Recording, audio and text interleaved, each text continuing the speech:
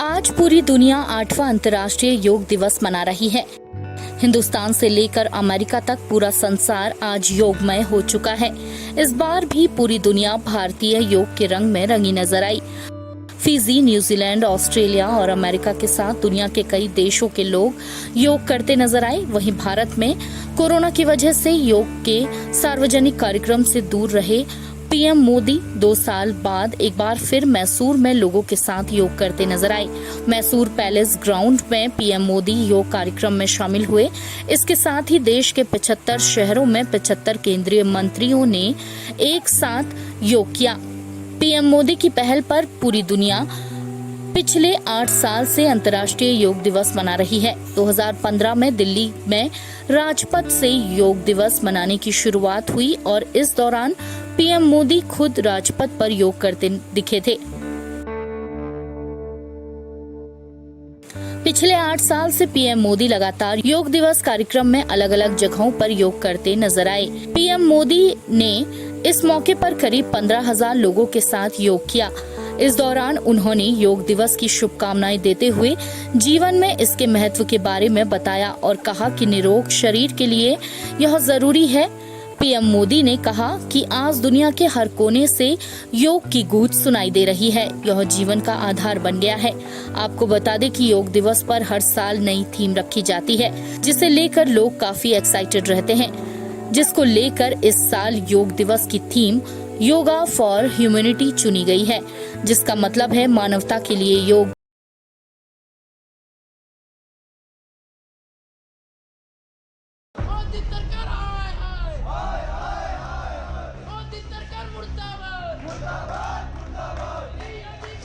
सेना में भर्ती के लिए लाई गई अग्निपथ योजना को लेकर देश भर में बवाल जारी है।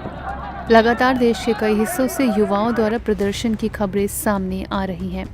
इस बीच प्रधानमंत्री नरेंद्र मोदी आज तीनों सेनाओं के प्रमुख से मुलाकात करेंगे। बताया जा रहा है कि इस मुलाकात में अग्निपथ योजना पर चर्चा हो सकती है। पीएम मोदी थल सेना अध्यक्ष, वायुसेना और नौसेना प्रमुख से मुलाकात कर इस मुद्दे पर चर्चा कर सकते हैं। इससे पहले अग्निपथ योजना को लेकर जारी भारी विरोध के बीच रविवार को ही तीनों सेना प्रमुखों ने साफ कर दिया था कि ये योजना वापस नहीं होने वाली है। पहले सेना के अधिकारियों ने देश के युवाओं को इस योजना से जुड़ी जानकारियां दी, फिर चेतावनी दी और उसके बाद इस योजना को वापस नहीं लेने का ऐलान कर दिया था। अग्निपथ स्कीम के खिलाफ देश में हो रहे विरोध प्रदर्शन के चलते सबसे ज्यादा नुकसान अगर किसी को पहुंचा है तो वो है भारतीय रेलवे, जिसको देखते हुए रेलवे ने काफी बड़ा कदम उठाया है। रेलवे ने प्रभावित रूट पर चलने वाली 612 ट्रेनों में से 602 ट्रेनों को रद्द कर दिया है, जिसमें 223 मेल और एक्सप्रेस ट्रेन के साथ 379 यात्री ट्रेनें शामिल हैं। दूसरी ओर इस मुद्दे को लेकर केंद्र सरकार को घेरने की नीयत से विपक्ष लगातार विरोध प्रदर्शन कर रहा है। इसी कड़ी में अब किसान आंदोलन चलाने के बाद किसान नेता राकेश टिकैत ने अब अग्निपथ के खिलाफ ही मोर्चा खोलने का फैसला कर लिया है। 24 जून को संयुक्त किसान मोर्चा देश के अलग अलग हिस्सों में प्रदर्शन करेगा। ट्वीट कर राकेश टिकैत ने इस फैसले के बारे में विस्तार से बताया। उन्होंने लिखा कि संयुक्त किसान मोर्चा का 24 जून को अग्निपथ योजना के खिलाफ देश भर में जिला तहसील मुख्यालयों पर विरोध प्रदर्शन करेगा। आपको बता दें कि देश के अलग अलग हिस्सों में अग्निपथ स्कीम का जमकर विरोध किया जा रहा है। बिहार में तो बड़े स्तर पर हिंसक प्रदर्शन देखने को मिले हैं, जहां पर सरकारी प्रॉपर्टी को भी नुकसान पहुंचाया गया है। बीजेपी पूरे देश में स्कीम के समर्थन में प्रचार करने की तैयारी कर रही है। बहरहाल अभी के लिए केंद्र इस योजना को वापस लेने के मूड में नहीं है। वहीं दूसरी ओर विपक्ष लगातार इस मुद्दे पर हमलावर है। INS report. और ये जितनी भी स्कीमें हैं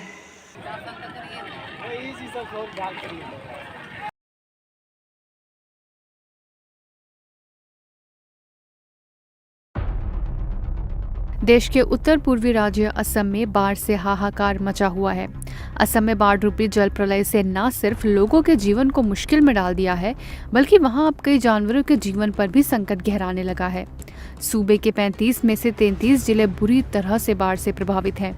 जानकारी के मुताबिक 20 जून को बाढ़ की चपेट में आने से 11 और लोगों की मौत हो गई और बाढ़ से मरने वालों का ये आंकड़ा 82 तक पहुंच चुका है। वहीं लगातार राहत और बचाव कार्य चालू होने के बावजूद भी 47 लाख लोग इस आपदा के चलते बेघर होने को मजबूर हो गए हैं। शहर के रिहायशी इलाकों में हालात ज्यादा बदतर हैं, जिसको लेकर स्थानीय प्रशासन ने एनडीआरएफ और सेना के जवानों को मैदान में उतारा है, जिसके बाद युद्ध स्तर पर सेना के जवान बाढ़ में फंसे लोगों को निकालकर सुरक्षित स्थानों पर पहुंचा रहे हैं। वहीं राज्य के बिगड़ते हालातों पर केंद्रीय गृह मंत्री अमित शाह और सूबे के मुख्यमंत्री हेमंत बिस्वा शर्मा लगातार नजर बनाए हुए हैं।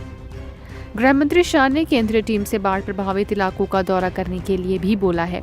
इस दौरान भारतीय सेना सीआरपीएफ के साथ कई एजेंसियों की टीमों को सिलचर के शहरी और ग्रामीण हिस्सों के साथ जिले के बाढ़ प्रभावित इलाकों में तैनात किया गया है। आधिकारिक जानकारी के मुताबिक कछार जिले के हिस्सों से अब तक 3000 से अधिक लोगों का रेस्क्यू किया जा चुका है। गौरतलब है कि या तो वो इलाका सूबे का करीमगंज इलाका हो या फिर कोई और, चारों तरफ पानी ही पानी नजर आ रहा है। सड़कें दरिया बन गई हैं और गलियां तालाब में तब्दील हो चुकी हैं। बाढ़ का पानी लोगों के घरों में घुस गया है। इस वजह से लोग घर बार छोड़कर सुरक्षित ठिकानों की तलाश में भटकते फिर रहे हैं।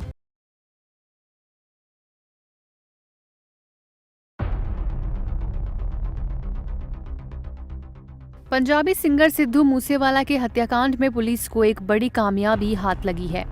पुलिस ने सिद्धू की हत्या में शामिल 3 शूटर को गिरफ्तार किया है। ये कार्यवाही दिल्ली पुलिस की स्पेशल सेल द्वारा की गई है।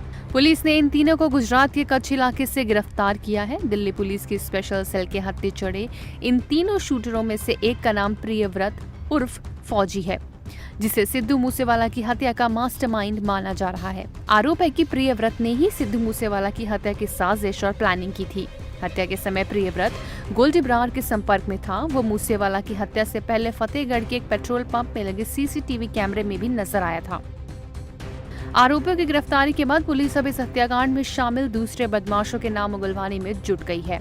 दिल्ली पुलिस की स्पेशल सेल ने कहा है कि उन्होंने सिद्धू मूसेवाला की हत्या में शामिल सभी 6 शूटरों की पहचान कर ली है। पुलिस के मुताबिक सिद्धू मूसेवाला की हत्या को अंजाम देने के लिए शूटर गोल्डी ब्रार के संपर्क में थे। इसके साथ ही दिल्ली पुलिस ने सिद्धू मूसेवाला की हत्या में शामिल एक और शूटर कशिश उर्फ कुलदीप को भी गिरफ्तार किया है। कुलदीप हरियाणा के झज्जर का रहने वाला है। वहीं पुलिस ने जिस तीसरे शूटर को गिरफ्तार किया है उसका नाम केशव कुमार है। केशव पर आरोप है कि उसने सिद्धू मूसेवाला की हत्या के बाद सभी शूटर्स को भगाने में मदद की थी। गौरतलब है कि सिद्धू मूसेवाला की 29 मई को शाम 5:30 बजे मानसा के गांव जवाहर के में हत्या कर दी गई थी। मूसेवाला पर करीब 40 राउंड फायर किए गए थे, जिसके बाद गोली लगने के 15 मिनट के अंदर ही मूसेवाला की मौत हो गई थी।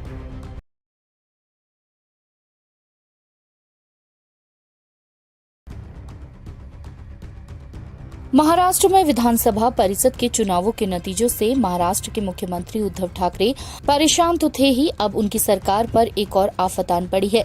राज्य में हुए एमएलसी चुनाव के बाद राज्य में राजनीतिक हलचल भी तेज हो गई है।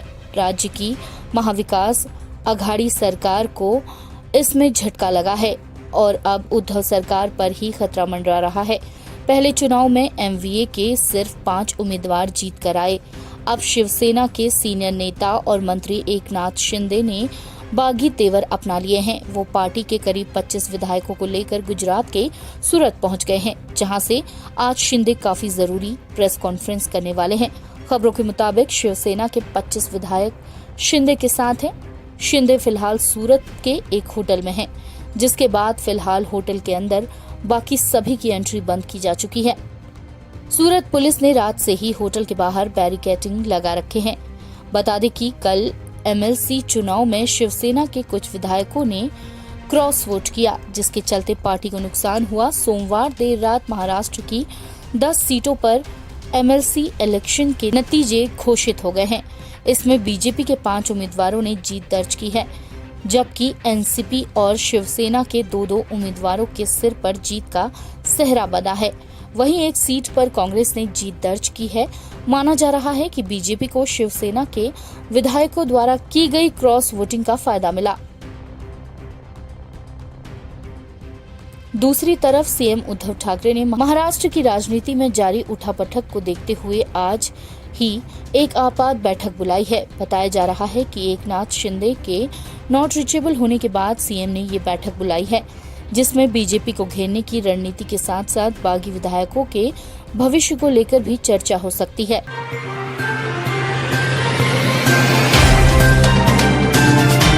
Subscribe now and press the bell icon. Never miss an update.